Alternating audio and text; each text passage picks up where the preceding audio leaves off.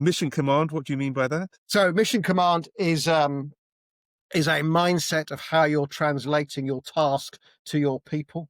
And do you understand that task at the very high level? So it can work at the very strategic level of we're going to invade country X or not, we're going to protect country X these days. And so what's the grand strategic plan? Does everyone understand that plan? And at every stage, you ask the so what question. So what? What are the actions on? What if this doesn't happen? Because if you've got your strategy and you're going from A to B, and VUCA, shit happens, excuse my French. So what? What are you going to do about it? All the way down to planning very detailed operations. No plan survives contact with the enemy.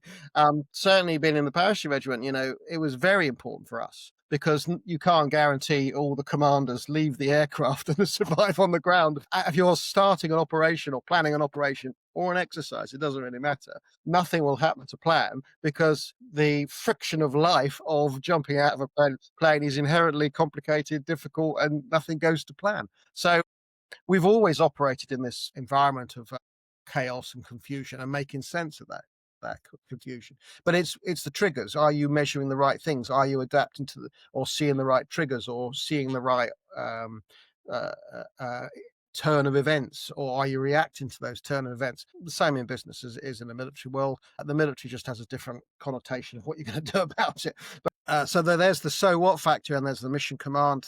So going back to the plan, you're doing your plan, you're going to do X, Y, and Z. Does everyone understand? Me as the commander, I'm giving my mission, and I then have to feed back my confirmation of that mission. So you're asking me to X, Y, and Z. That means I've got to do A, B, and C. Is that what you, higher commander? Do you agree with that interpretation? So automatically there's a confirmation that I've understood the strategic direction and my part in that strategic direction.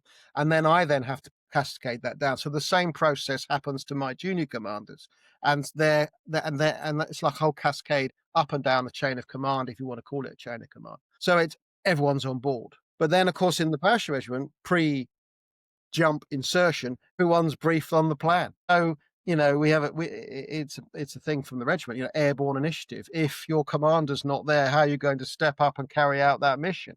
So it's a mindset of how you're passing information from this is your mission, this is what you're going to do, down to a tactical action.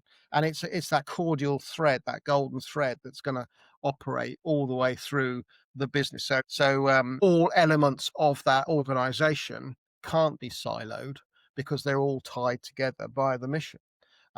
It's a very agile and flexible organization. I'm in the Parachute Regiment, and we have our airborne gunners, we have our airborne artillery, we get signals, we get logistics. All those things are bolted together to create the mission. And they're constantly changing. So it's a bit of this, a bit of that. We form, reform, restorm, norm, train, and you build up trust. So it's a training thing. That's because in the military, this is what I was going to go on to say, we think in a collective way. We think in we are going to achieve it. Whether it's me or somebody else is irrelevant, we are going to do that.